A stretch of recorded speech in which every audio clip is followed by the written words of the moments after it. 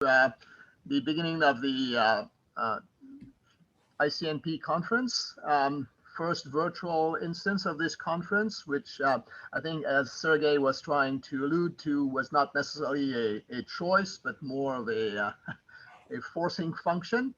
Nevertheless, we are hoping that you'll enjoy the program and all the different technical sessions.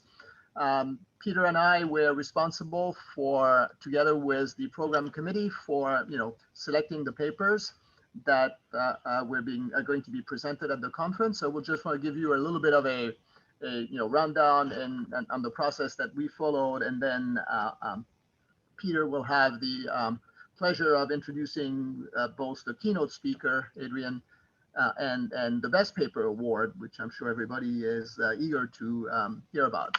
So, fortunately for us, ICNP had sort of been using a virtual program committee for now a number of years, and so this was a reasonably well oiled process. We had a program committee with both committee members, 56 of them, and area chairs. The area chairs having more of a supervisory role in order to make sure that the quality of the reviews as well as the discussions once reviews were being submitted, were thorough and constructive. We try to have a program committee that was diverse both geographically, gender-wise, in terms of areas that we were covering. It's always a bit of a challenge, but if you look at the breakdown, we had sort of relatively broad participation from across the world. The committee members did a lot of work.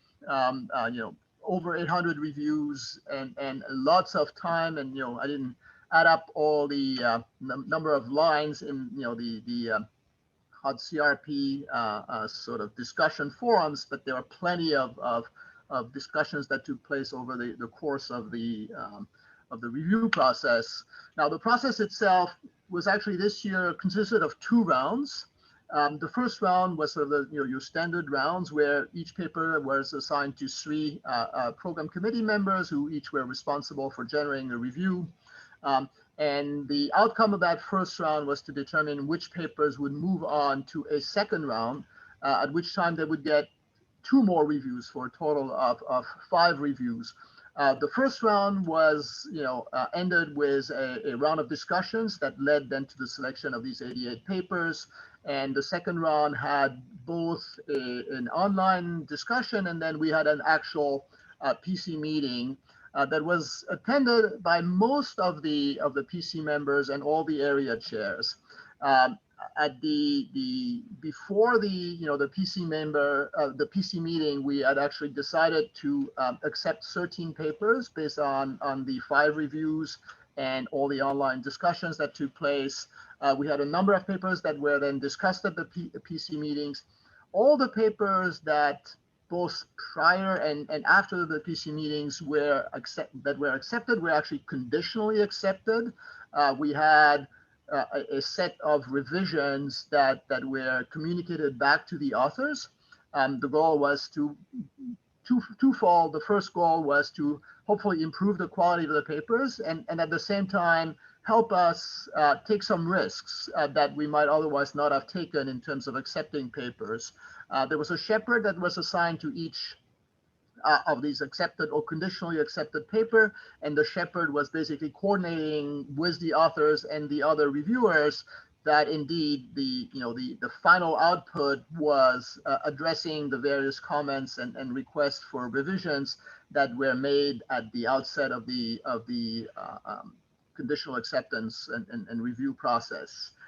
We ended up accepting 30 out of the 186 papers that were originally submitted, so which is a pretty competitive rate of 16%. We wanted to accept more, but that's where we ended.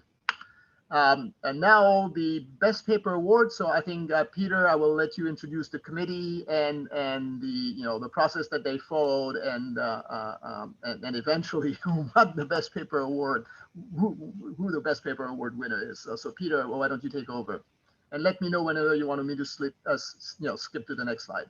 Okay. So it's my pleasure to introduce the best paper award for ICNP.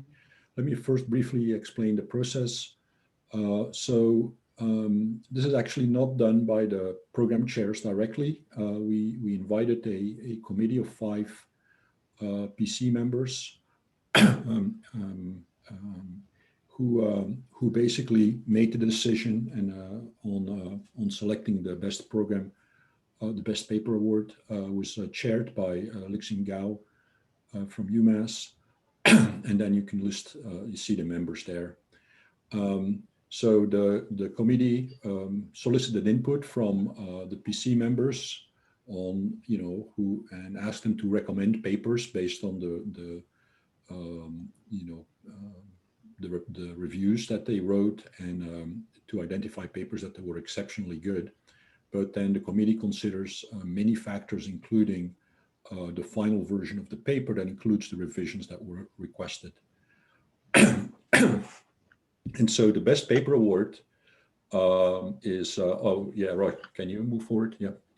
And one more click. The best paper award goes to the SCIONLab paper, and the authors are listed next. So it is basically by coincidence written by the Adrian Perrig's group, who's also the keynote speaker. There was a pure coincidence, was not planned that way. And you can see a large group of the students who worked on this, mostly at ETH Zürich, and then somebody from Magdeburg in Germany. And so the best paper award winners will receive a plaque, which was, from what I understand, mailed directly to Zurich. So they will show up there probably when sometime in the near future. And in addition, the best paper award presentation will be later today, I believe in the next session. So you can listen to the presentation. So next then, it is my pleasure to introduce the keynote speaker. Keynote speaker is Adrian Perrig.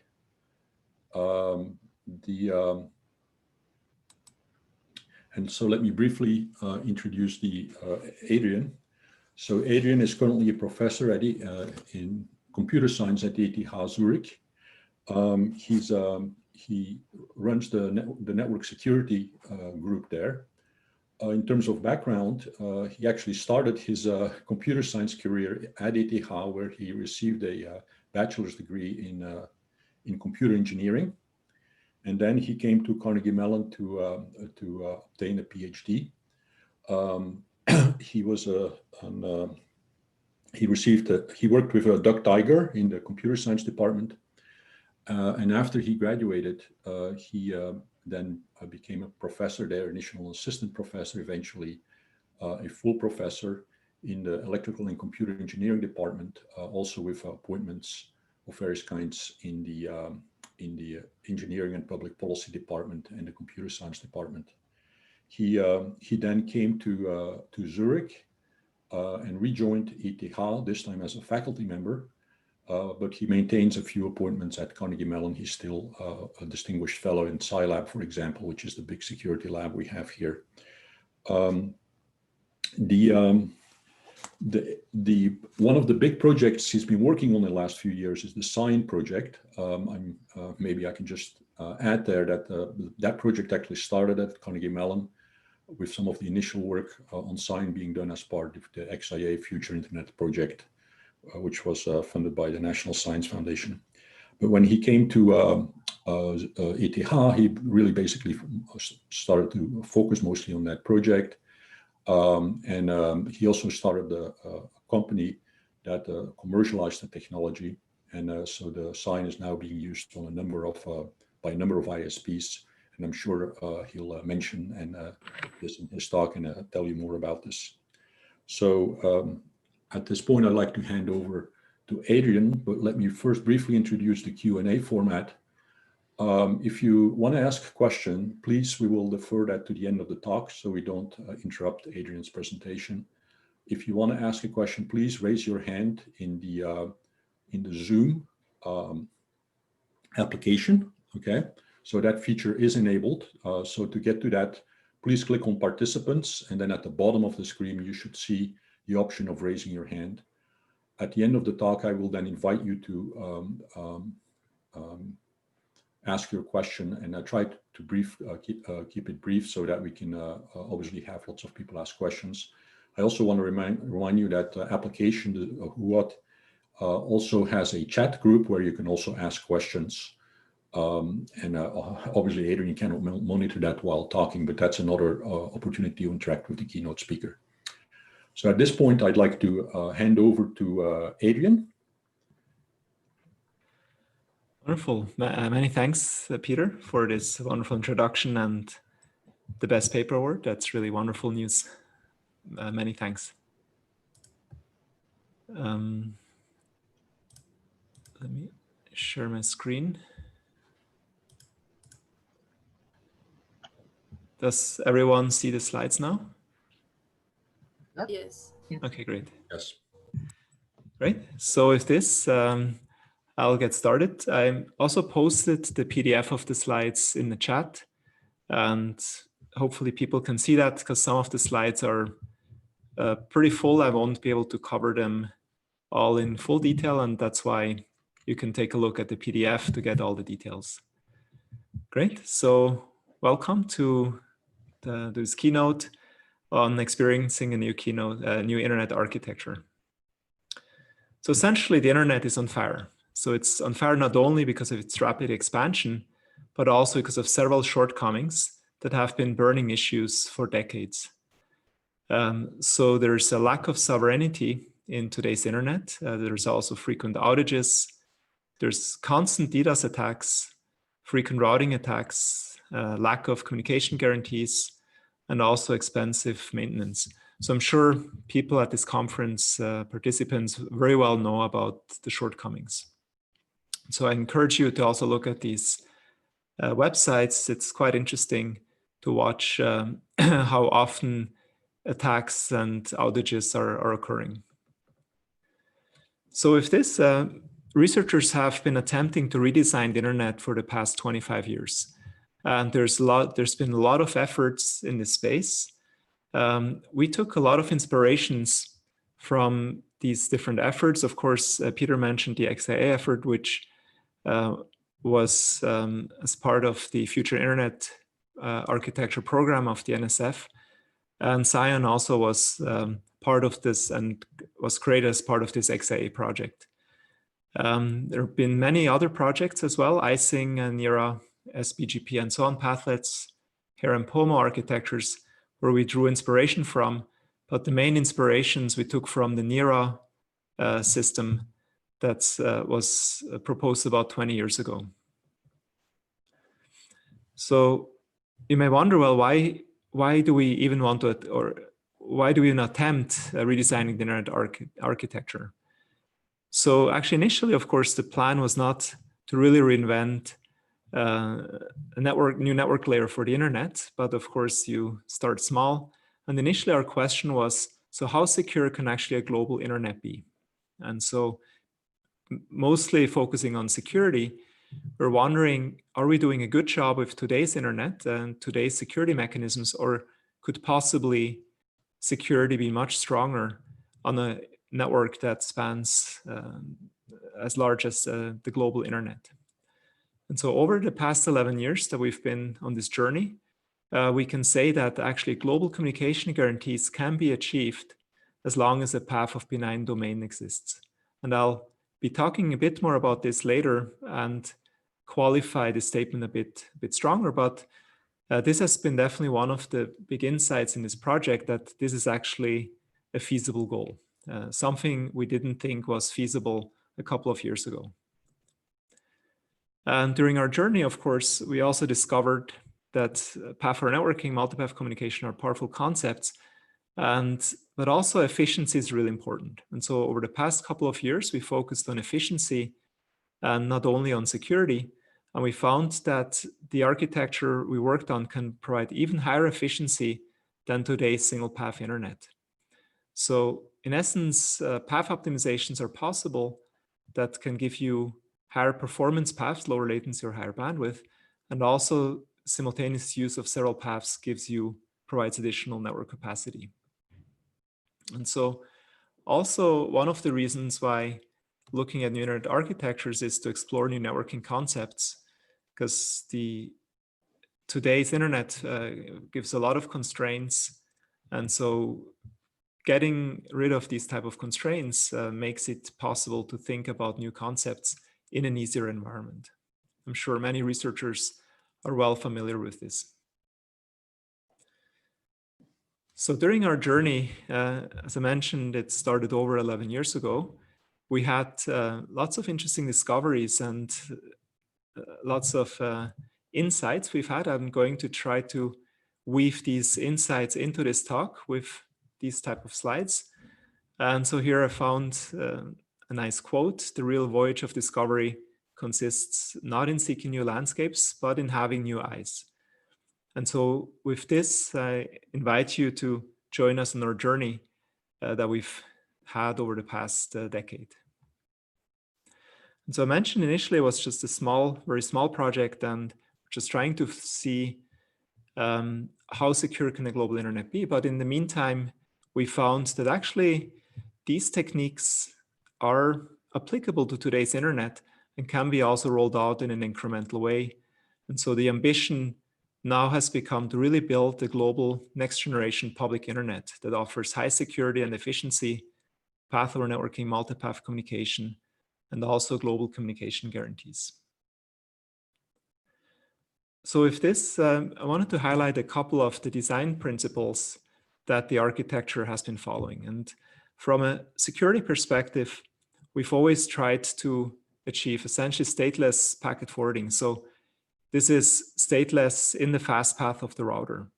Because whenever you need to access state, you have two problems. One is the issue of inconsistency between state at different routers. And the second problem is the typical size limit of state that the adversary can try to overflow. And so if you strive for a stateless design, you can get away with these major problems, mainly from a security perspective. And so all the systems we've been designing are trying very hard to achieve this stateless in the fast path for forwarding. And so I mean per flow, no per flow state essentially. Also, the routing system achieves and is designed not to rely on the traditional convergence process that many routing protocols have, because convergence creates a lot of issues with respect to also formal verification and can make it very difficult to prove properties about your system. Path over networking, such that the sender knows the path and attaches the path to packets, has been a principle that we've used to achieve many of the properties we're going to talk about, and as well as native multipath communication is a very important construct that I'll be as well talking more later in this talk. So throughout the project, we were also striving to demonstrate the security through the design and formal verification, and also achieve sovereignty and transparency for the roots of trust of the whole system. So, and here comes the first insight that we've had throughout this project. Essentially, to achieve strong assurance for large-scale distributed systems, it is really necessary to have formal security verification. So it's impossible for a human to think through all the different, millions, if not billions of, or even more different cases or interleavings for complex distributed systems. And so we were striving towards this formal verification very early in the project. And we've been collaborating with David Basin's and Peter Miller's groups here at ETH in this Verified SCION project that we, thanks to which we found a lot of issues and errors that were in the design, and were able to also prove properties for the whole architecture. So I'm hoping that long-term large-scale distributed systems designs will come with such formal verifications to really achieve high assurance for these systems. Now, I'll very briefly provide an overview of how SCION operates. And in the rest of the talk then show what can be achieved given these primitives. So one of the fundamental aspects of SCION are these isolation domains. So we created them to achieve sovereignty initially, such that this grouping of different autonomous systems, which then decides on the roots of trust, they want to trust for each isolation domain, that this achieves sovereignty. And so you can see here different isolation domains, and SCION essentially has a routing protocol to find paths across these isolation domains and also inside within each isolation domain. And so in a way, this also helps with the scalability of the whole system. So here's the one slide overview of SCION. It's from a high level, a path-based network architecture. So essentially the control plane discovers path segments and disseminates these path segments through what we call path server infrastructure. So you can imagine an infrastructure similar to DNS, where if a host intends to communicate with another host, it would look up the path to the AS of that host and combine these different path segments in a way that forms the end-to-end path. So here on the slide, we see the two orange path segments, or path segments connecting the isolation domains. And then within each isolation domain, we have the blue or green path segments. And they can be combined, for instance, in these two different paths. And these paths get added to a packet.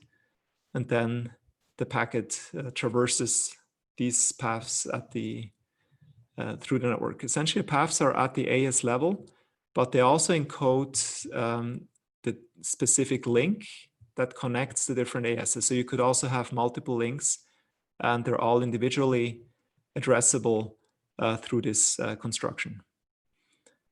So the system is, as I mentioned earlier, per flow stateless in the fast path. So there's no routing table that needs to be looked at, or I should say no inter-domain routing table.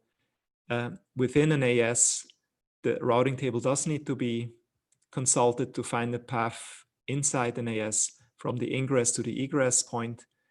But for the inter-domain, there's no more routing table. So routers become simpler and in many ways also more efficient.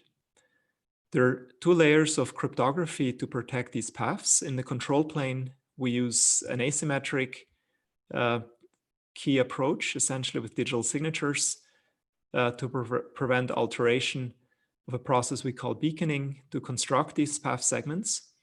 And then in the data plane, we have a much more efficient symmetric key mechanism to then validate that the paths are correct and no unauthorized entities has changed these path segments. And it turns out this cryptographic checking is highly efficient, as I'll talk about again also in a later slide. Now, what's interesting is that the deployment of such a new internet architecture, even though it's dramatically different from BGP, actually it's quite simple. And so here we see an example of different autonomous systems, different ISPs that can connect with each other, and they essentially set up SCION routers at the edges of their networks where they're peering with other ISPs or with customers or attached to customers. And essentially, the internal of the network is reused. So if a service provider has internal in MPLS network or an IP switched backbone, essentially SCION packets can locally make use of that internal infrastructure. But these packet headers that get added are essentially removed again as soon as the SCION packet gets to the egress router. So quite low overhead for a service provider to deploy SCION, and that we've also shown with currently we have 7 ISPs that have production SCION routers in their network. Also at the end domains, there is quite little change that is needed to get started with SCION. So we typically use a mechanism called the SCION IP gateway, or a SIG, that is essentially a box that looks at IP traffic and sees if the destination can be reached through SCION, and if so, encapsulates the packets in SCION packets, and at the other end, another SIG again removes the IP packet from the SCION packet and sends it on to the local host. So no upgrades of end hosts or applications is needed to get started to use this infrastructure. So quite also low effort, and the SIG can also forward traffic as regular IP traffic in case the destination is not reachable through SCION. So the insight that we've had in this journey is that actually incremental deployment of such a even quite different internet architecture is possible and can operate side by side with BGP. So, and what's important is for the production network is that the system is also BGP free. So there's no reliance or no interaction, no dependency on BGP for the global operation. So in the SCIONLab project, we've built over the past couple of years a global SCION research testbed that is quite easy to use. So within a few minutes, you can set up an account, connect to it, and start working with the infrastructure. So this has been in collaboration with David Hausherr's team at the University of Magdeburg, who is now leading a lot of the efforts in SCIONLab. And it's open to anyone. Anyone can create an account and set up an AS and obtain the AS with all the cryptographic information needed and so on. And so Jong-Hoon's talk will provide more detail about SCIONLab here at the ICNP conference. Currently, we have about 35 permanent ASs worldwide, roughly 600 user ASs, and you can also become an infrastructure AS to connect permanently. So for this, please contact us, and we can also provide hardware if needed to do so. There are lots of exciting research you can do with SCIONLab. I won't go into all these details, but in essence, there's quite exciting security research you can do, be it for DDoS defense or other systems leveraging SCION's key infrastructure, as well as multipath experiments and so on. So a lot of a wealth of research. And again, there will be more detail in the SCIONLab paper and talk on the kinds of things you can do with this infrastructure. SCIONLab, though, is heavily making use of today's internet. A lot of the links, I need to admit, are not BGP free. They are making use of BGP for the connectivity. However, there is also a production network, and this is led by the startup that is commercializing SCION called Anapaya Systems, which has been building up this network over the past couple of years. And this network is really BGP free. It's completely fault independent and has no reliance on BGP. And so the goal is really towards building this global public secure communication network. And for this, Anapaya has been already building up a global backbone. I'll show this more in the next slide. And there are several ISPs that are connected and are offering SCION connectivity to customers. There are currently already 7 ISPs, for the most part in Switzerland, but now also starting internationally that connect to this backbone and really realize this vision of this global public secure internet. SwissIX already offers SCION peering, and we're discussing with several other IXPs, currently mostly in Europe, to also offer native SCION services. And the main users community that have been using SCION in production have been the banks. Being here in Zurich has definitely helped with that. And this has also driven the creation of the company and also driven the whole deployment also at ISPs, because banks do care about high security network connectivity. And so one large Swiss bank has started to use SCION in production 3 years ago, actually over 3 years now, where they disconnected the first bank branch from the internet and used exactly the SIG technology I was mentioning earlier to connect their branch to their data center. And so for the past 3 years, this has been running reliably, purely on SCION. And this has, of course, helped to build up the whole network and convince other banks and other players as well to start using SCION in production. So to make SCION globally available, Anapaya has been built this global network. Again, completely BGP free. And here you can see that on this map, there's that's the plan for next year, but currently you have connectivity to about 100 data centers in over 10 countries where you get access to this native SCION connectivity. So this is already in existence and will be expanded in the next year. So with this, you can get online resources on our website. Also, the code is open source, and the book is available for free to download from our website. So to summarize SCION itself, it's an architecture you can use today. It is high performance and also offers very high security.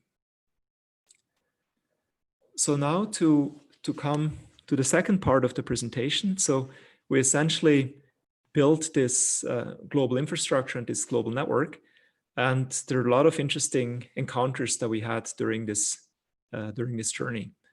I'll be highlighting global communication guarantees and also the high-speed cryptography with respect to security properties we can achieve. And then on the more networking side, I'll make the argument that multipath routing is actually a necessity to achieve high availability, and also talk a bit about scalability compared to BGP, and also discuss about quality of service and resource reservations. So to start out, so if actually a benign path of autonomous systems exists that are operational, the sender can find and actually use and achieve minimum bandwidth guarantees at the global scale on that path. So that's a statement I would have doubted personally a couple of years ago, but during the course of the project, we figured out ways to actually achieve this, and I'll give you the intuitions and the breakthroughs that have led to achieving this property on a global public network. And there are lots of challenges, of course, with respect to routing instabilities, misconfigurations, and so on, and denial of service, of course. I'll first talk about these network routing instabilities and then about denial of service attacks. So the first observation is that stable forwarding paths and multipath is really necessary. So if you have a single path forwarding protocol, you cannot achieve very strong availability guarantees, because if you have also a protocol that's based on convergence, there may be time periods where no path is available, or also equipment failures will result in periods of unavailability until the system reconverges to a stable path. And I'll also present the case where when there's high packet loss, then the routing protocol may not switch, but actually an application cannot make use of the path because the packet loss is too high. And so approaches to deal with this is to use stable forwarding. So packet carried forwarding state enables isolating the forwarding from routing instabilities, and the multipath system ensures that several paths are available in case one path should have a failure or high packet loss, so that an end system has different choices to get packets to the destination. And to show some evidence where this is important, I'll show a few examples here. So the first example is bottleneck routing. And so in this case, the routing protocol may switch the route to traverse a link with limited capacity, which then results in high packet loss, and applications essentially cannot operate anymore and lose connectivity. So since connectivity actually does exist, and the routers do see that the link is up, oftentimes there's manual intervention that's needed, and these outages persist typically for 30 minutes or more. And so this year there was a large outage of Cloudflare where the 1.1.1.1 DNS server was unavailable. That lasted about 30 minutes. And last year, there was an outage in Europe where mobile traffic was affected in several countries. This news article, unfortunately, is not quite correct. This was not rerouted through China, but essentially China Telecom did pass on a bottleneck link and then attracting a lot of traffic that the link could not handle, and thus leading to an outage that lasted for 2 hours. So related cases where you have networks that keep announcing a link that failed, and there was a large-scale outage of CenturyLink and Level 3 that was caused by such an issue, where these routes continue to be announced even though the link actually has been withdrawn. And the insight when you look at these cases is that actually secure routing is insufficient. So you can deploy a routing protocol like BGP-SEC, and these announcements are not being prevented because they're actually legitimate, right? These are legitimate links, legitimate paths. They happen to be having high loss, or if a withdrawal is not being announced or is not being redistributed and being actually withdrawn, again, BGP-SEC cannot fix that issue. And so secure routing by itself is thus not sufficient to resolve such problems. The next point I'd like to talk about is denial of service attacks. And there are a number of denial of service attacks at different levels, control plane, data plane, end host, and so on. And unfortunately, I don't have time to go into all these details here, but there are typically 3 categories of denial of service attacks, like link flooding attacks or end system attacks, control plane attacks, that each need to be considered independently and solved to ensure that the whole architecture cannot be disrupted by denial of service attacks. So in SCION, we looked at all of these different issues and are looking at protecting each aspect against such denial of service attacks. So for instance, we were designing a number of mechanisms to counter link flooding attacks. I'll talk a little bit about the Colibri system, about some of the insights that we had to achieve this. And also in systems attacks that we can mitigate with some of the high-speed crypto systems we've been designing, as well as on the control plane, we need to make sure that denial of service attacks are not possible. So one of the ingredients to achieve these defenses that we've designed is that modern cryptography enables high-speed packet processing. So if you look at current high-speed internet links, 400 gigabits per second, if you send 64-byte packets, you need to process about 1 packet every 1.3 nanoseconds, which obviously is very little time.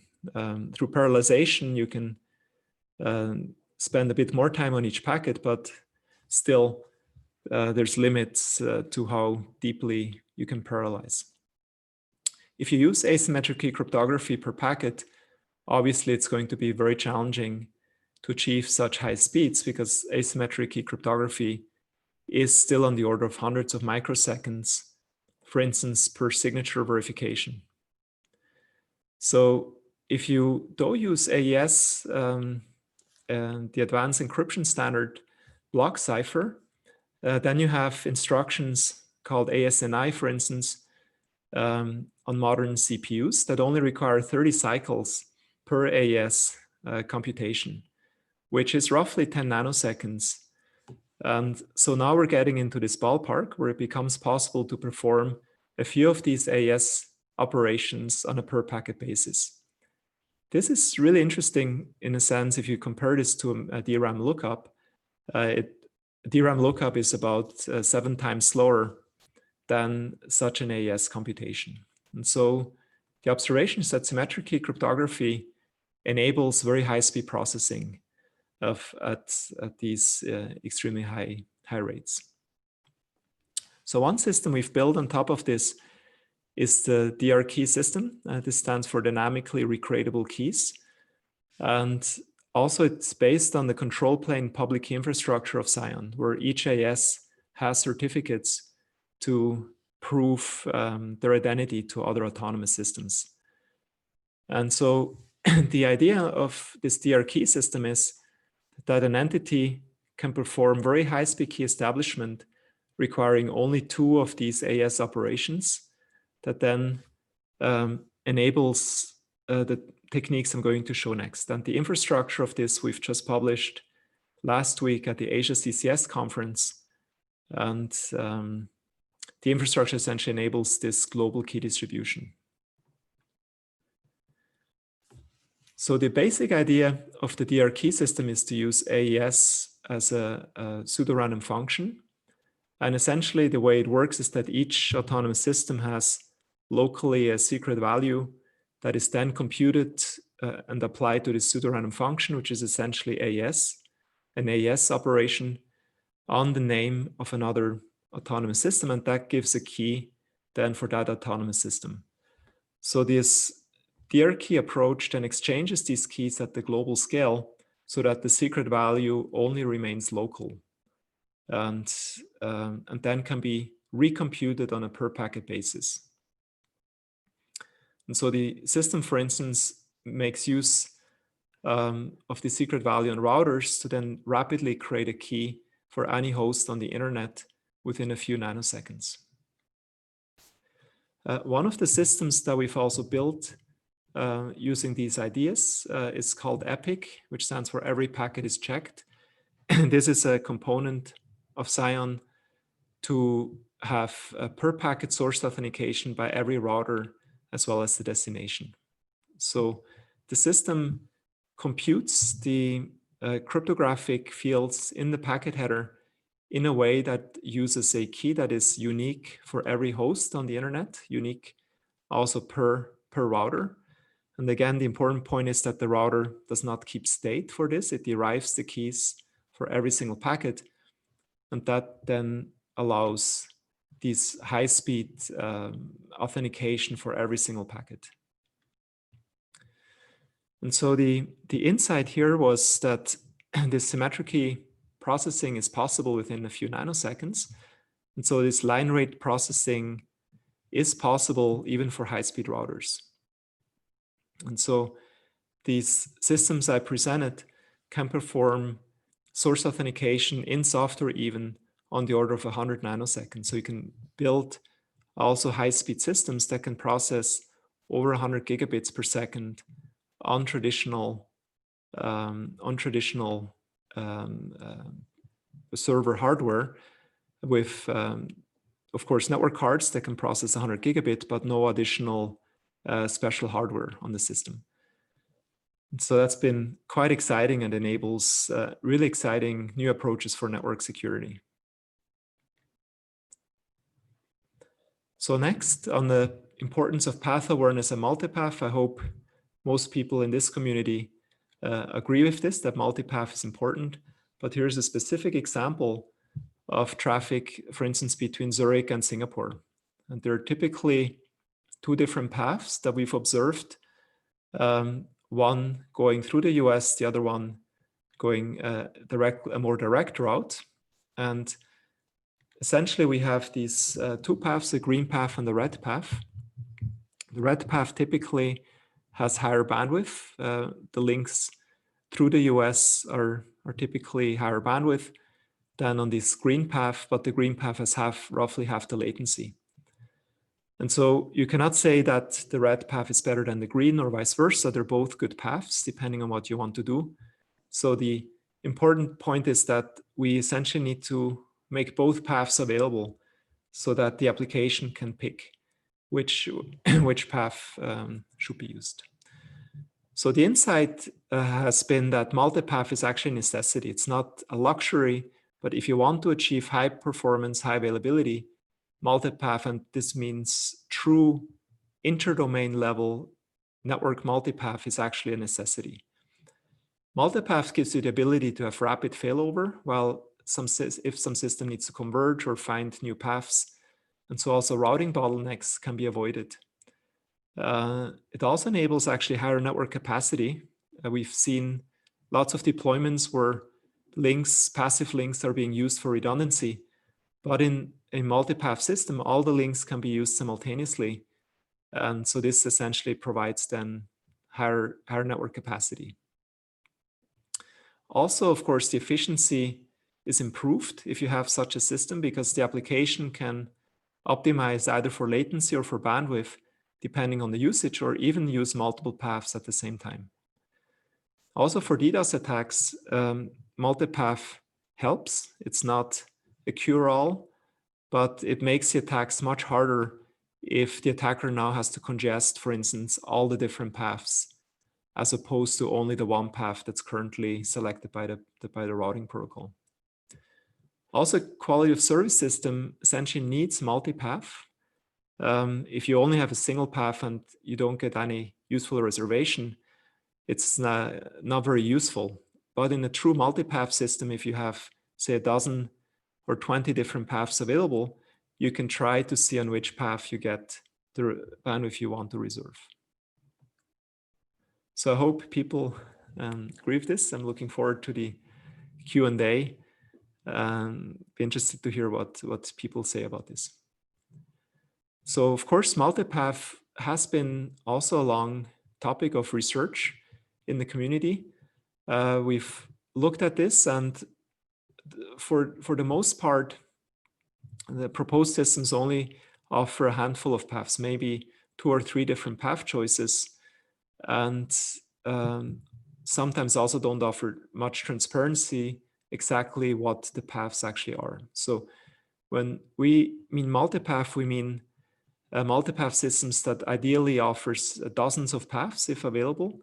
And we've observed this in today's internet topology that we've been simulating, that we see that the Intra-ISD paths, so purely paths between isolation domains, oftentimes are on the order of 30 to 50 different paths, even at that level. And then they can be also combined with paths at the Intra-ISD. So you can see that a lot of different paths are actually possible in today's internet. And so this path segment combination of SCION really offers a very rich set of path choices. And the architecture also is quite extensible. So basic SCION can offer basic connectivity if you wish. And you could, in addition, add additional path discovery mechanisms of additional path segments that can then also be distributed either through your own system or through the existing path server infrastructure that then essentially offer even more paths in addition. So you may say, well, it must be very expensive to and unscalable to create so many paths. And so we've done experiments and simulations of this. And so inside an isolation domain, the cost of SCION is about 1% to 2% of the cost of BGP. So we took real internet topologies for this and simulated this beaconing inside an isolation domain. And here the overhead, if you wish, was about 50 times lower than the overhead of BGP. Partially this is also because BGP announces at the prefix level, whereas SCION announces at the AS level. And the way these paths are being discovered are very different. And so SCION achieves huge scalability gain. So despite discovering a lot of different paths. At the level of core beaconing, to find paths between ASs, we call them core ASs that connect different isolation domains. Beaconing is quite a bit more overhead, on the order of 15%. In this case, we show on the x-axis different instances of autonomous systems. So with an average of about 10% of the overhead of BGP. And meanwhile, in this simulation, we found on the order of 30 to 50 paths, and at 10% of the effort of what single path BGP finds. Then if you compare this to BGP-SEC, the overhead is much higher because BGP-SEC cannot aggregate prefixes as well because of the digital signatures. And so BGP-SEC typically has about, on average, about 5 times the overhead of BGP based on simulations that we've made. So another interesting case is time to connectivity. How long does it take for the system to stabilize? And here we essentially find that SCION is about 2 orders of magnitude faster than BGP. And in addition, SCION also has the advantage that it doesn't rely on convergence. So the paths are already available. And if the system, essentially as it operates, additional paths are being made available, but basic connectivity can be achieved extremely quickly. So the insight that we've had, and we're still doing more research on this to better quantify exactly what these gains are and trade-offs are, we found that the ISD decomposition offers scalability for the segment discovery, path segment discovery, and also the segment combination offers then a large number of different path choices.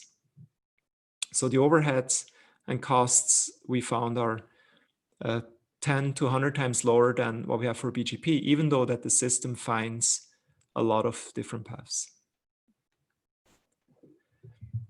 Now to distributed denial of service attacks. The adversary essentially in these attacks wants to overload the network and to induce congestion. And I already mentioned this EPIC system that provides authentication per packet on every SCION router that it traverses. We've also worked on a system called Colibri to provide global resource allocation and global reservations. I'll just very briefly mention what the basic ideas are in that system.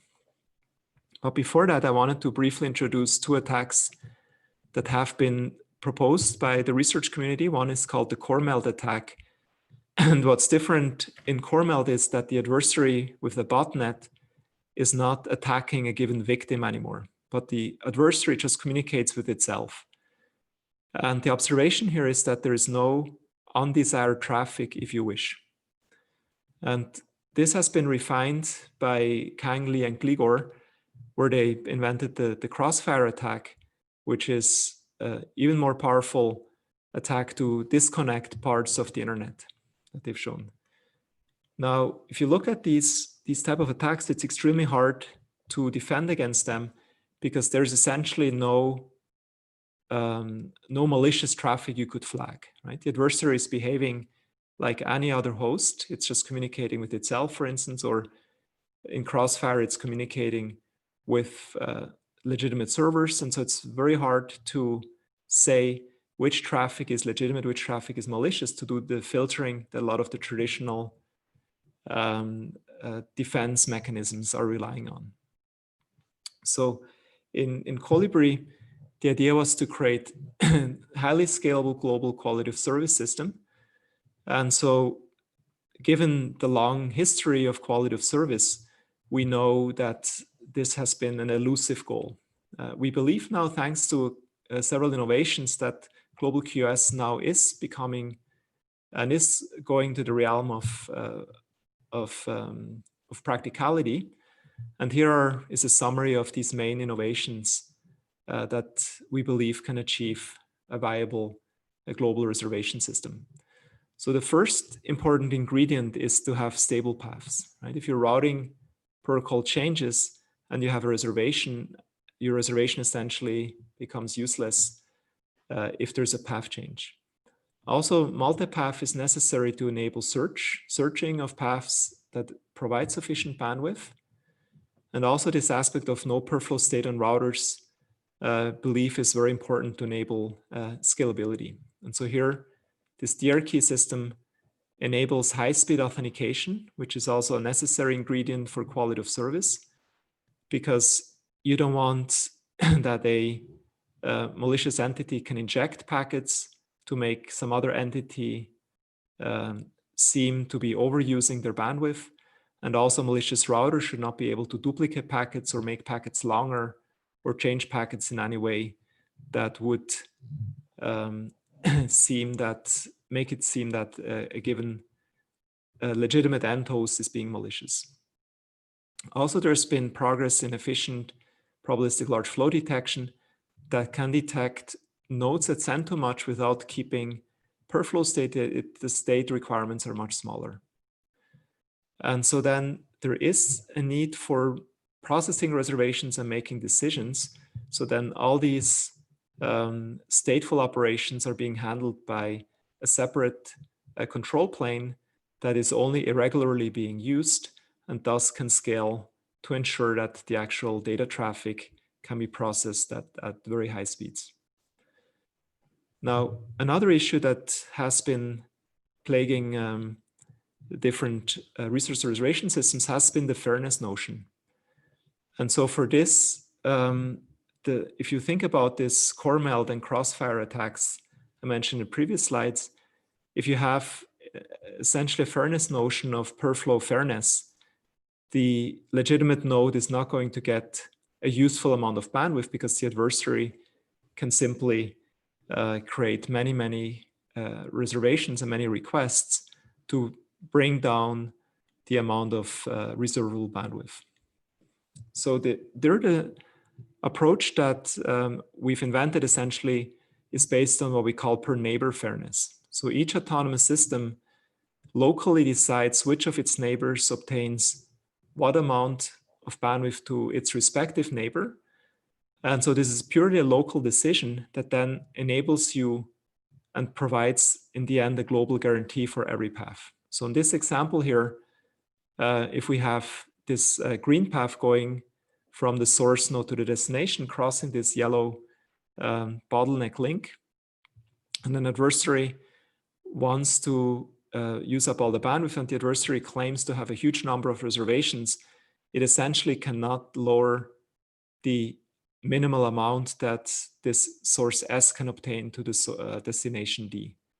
Because the two ASs or the AS that border this bottleneck link essentially make use of their neighbor-based reservations to provide a minimal guarantee that can then not be exploited by such core meld or crossfire type attacks.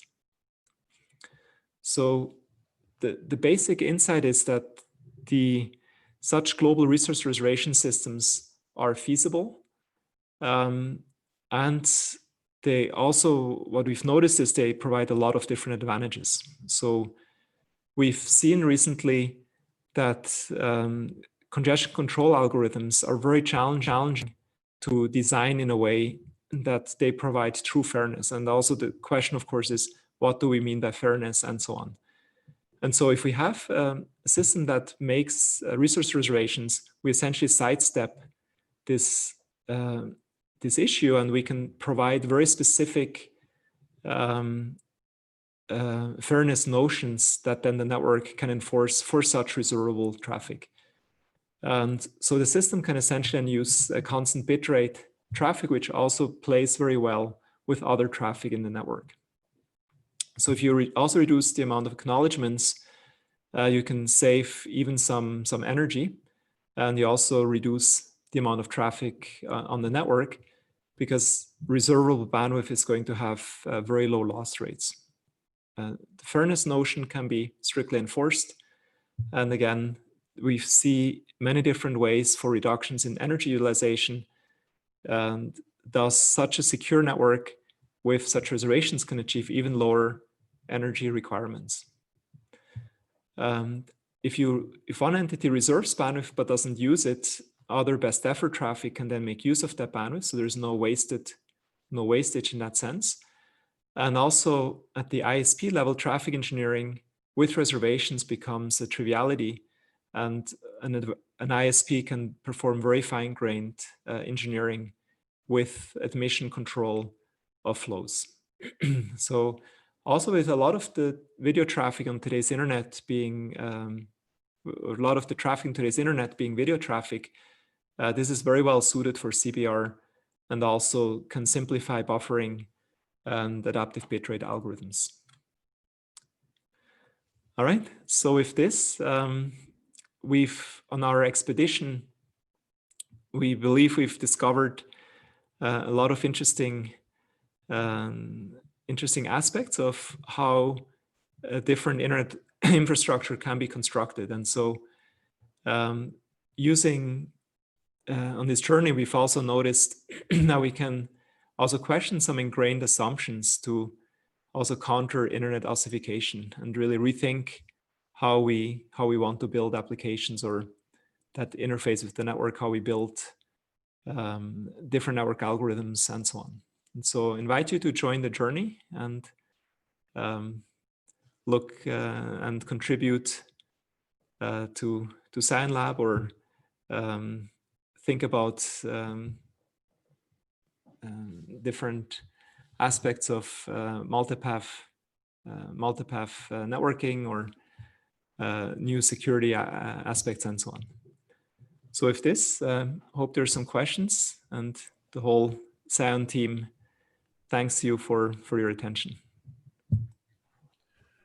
Okay, great, Adrian. Thank you for a great talk. So as I explained earlier, for questions, please raise your hand in the management and the participant list. Okay, so I see Ken asking a question. So Ken, you want to start? Unmute your microphone, of course. Okay, sure. Thanks, Adrian. That was fantastic. Really exciting to see these developments, and I look forward to seeing more about this. You mentioned that BGP is a money routing protocol, which I agree with. So I'm curious how the ASs that transit traffic in your BGP-free SCION network, how they're compensated. Right, so excellent question. For the most part, it's like before. So the SCION paths are not freely selectable by the end hosts, right? The end hosts essentially obtain path choices that they can select amongst. And so these paths are already created in a way that they're also policy compliant, right? Paths that the ISPs would provide, and they still earn money if traffic flows across them. So given that though, you can see SCION operating with the same economics as today's internet, but what's really interesting is to see what kind of new economic aspects does a path-based infrastructure provide. And so here, if you think about a world where resource reservations are being made, then there can also be, you could also connect perhaps payments, and because you can also authenticate the traffic and so on. So you get essentially lots of new tools and new opportunities to innovate in that space as well. So there's, if anything, people have asked, so when are you done with SCION? And what we've observed is a lot of interesting questions come up, given even more interesting questions come up at the more one discovers. Great. Roch, you're next. Okay, thank you, Peter. So you mentioned with reservation and the question of payments. Now, I guess my question deals with in the context of sort of an adversarial setting where the adversary has access to money, which will then include the ability to make payments for reservation. What are the limits, or what are the protections that are available? Right.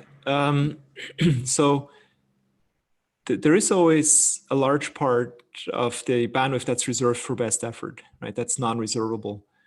Well, large, we stated about 20 to 15%, or 15 to 20%, but also not all traffic will be used, right? That's being reserved. So we believe the amount of bandwidth remaining for best effort to be much higher.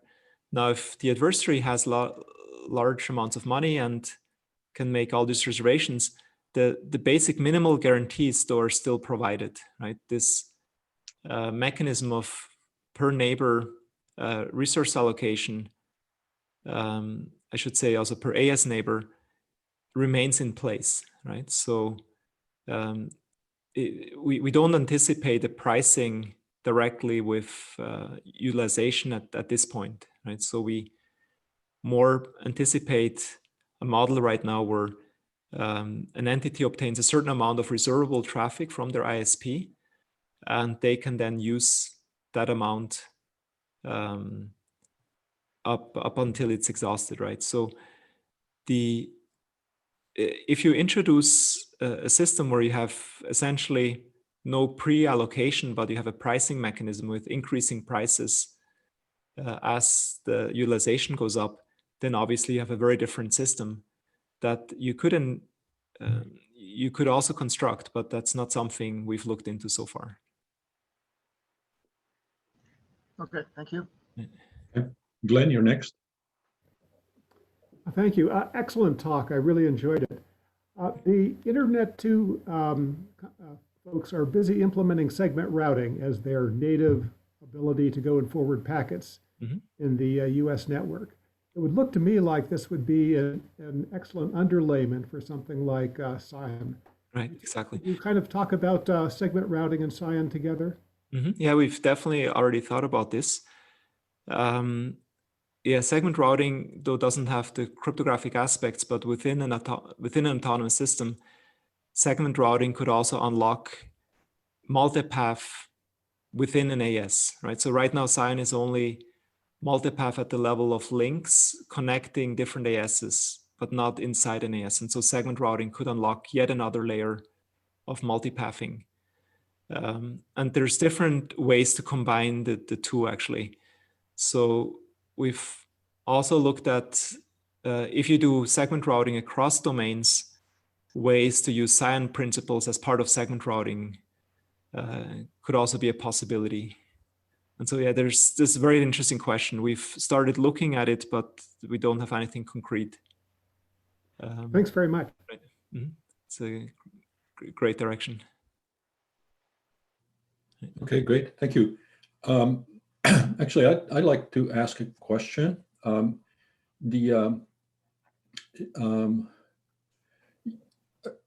It seems like the business model you're using for ISPs and how payments happen is a little bit different from the way it's done today. So it seems like the payments are based on a fixed allocation, which is you know, I think today I'm not sure there's a single model, but it's a little bit different. But I'm more interested then also in the QoS support, which obviously isn't broadly available today. The question I have is really twofold. First of all, you talked about fairness issues for inter-AS traffic.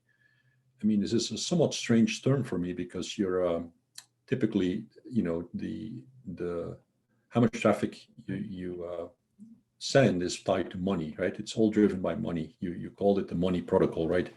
And so I'm not sure that talking about fairness in the context of, I don't understand what you mean by talking about fairness in the context of a payment model. And then the next question is, to what degree is the payment model that is used in SCION decoupled versus the internet decoupled from the difference in the architectures? Right. Yeah, these are really excellent questions.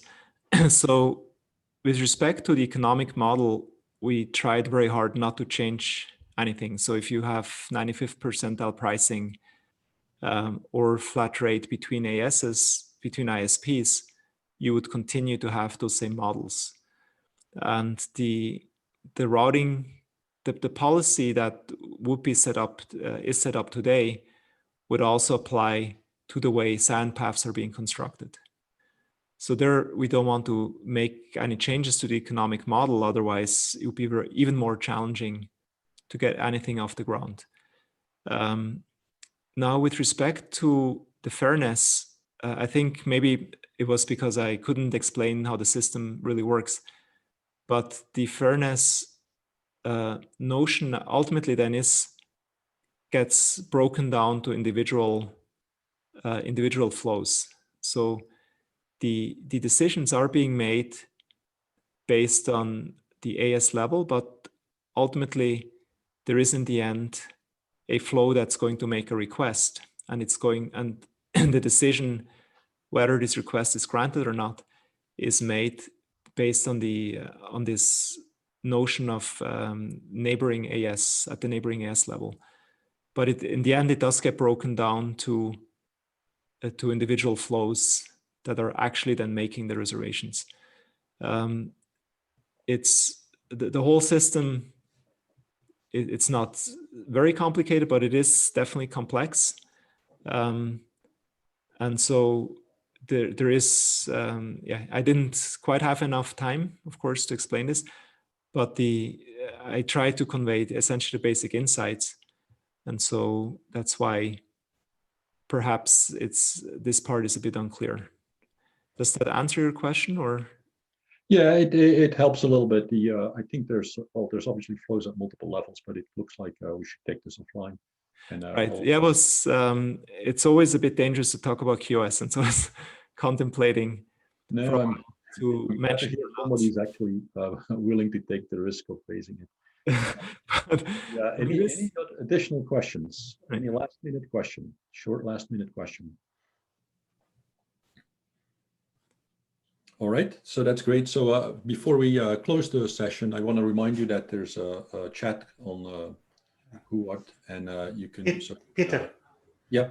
So maybe we still have half an hour break and 2 minutes in this session. So maybe since we have such an unusual conference in general and this unusual session, maybe I can get a try number 2 to give a kind of brief speech for the general chair. And see whether it works now. Yeah, so that makes good. So let's thank Adrian. I'm not sure how we do it, but I'll thank Adrian on behalf of the audience, and then we'll hand it over to Sergey. Okay. Okay, so let me try to share my screen, and I'll try to be quick this time. Ali, can you tell me whether you can see now the screen? Slides. You can see my slides, right? Yeah. Okay. So I'm not going to repeat in great detail what I already said, that the conference is in Madrid, and that it's not easy to bring an event here. So I already started to talk about the 2 waves of epidemic here. So in the period on June and early July, we still hope that the things will get even better, because during these months there were no deaths and the daily infection cases were low. But unfortunately, the second wave started to come, and with its causality correlation, it was aligned with the vacation season. Now it starts to get better, but it's unclear whether how it develops further, and furthermore, now there are restrictions. So if any of you from far away would like to come here, we will need to give you a piece of paper to come here for the work reasons. So these are our numbers. So altogether we have 160 registrants. Yesterday we had 3 workshops, AIMCOM, HDR, NIPAR, with some excellent keynote by Ken in NIPAR, and the panel in HDR Nets was quite nice. Altogether, we had 78 registrants for the workshops, and for the main conference, 129. You can see distribution of the time zones. So here in Madrid, we're in the middle. Of course, it's not only Madrid, it's most of the Europe is here. You see America on the left, Asia on the right. So we try to find the time that works, at least portion of the day works for everyone. An initial question, of course, with this fully virtual conference of the physical component. So there is a physical component only of 9 of us here from India, even though one person is actually based here but telecommuting to Germany. So this is the photo proof from the welcome reception yesterday. So this is emblematic from the top of the emblematic Edificio de España, Spain building, looking down at the not less emblematic Gran Via or Great Way, the street in Madrid. So we're here, and we're very thankful to our supporters. So without them, we wouldn't be able to use Zoom or Hoover, even though it probably would be better if we wouldn't use Hoover. So we still didn't get any money because of coronavirus from the registration provider for this event. So they will promise to give us money only in a month. So without the sponsors, FutureWay, Juniper, and Cisco, who are respectively our gold, silver, and bronze sponsors, we wouldn't be able to have the conference at all. So it's not just formality, it's really a heartfelt thanks to the companies and the individual who convince their corporations to provide support. And the conference wouldn't be possible without this impressive team of organizers. I really thankful to everybody is on the list. So I'm not going to talk about people in particular. I just say that from the beginning, people worked very hard. So I think every person here on the list, I'm very happy with their contributions. Some of the people had to do things multiple times.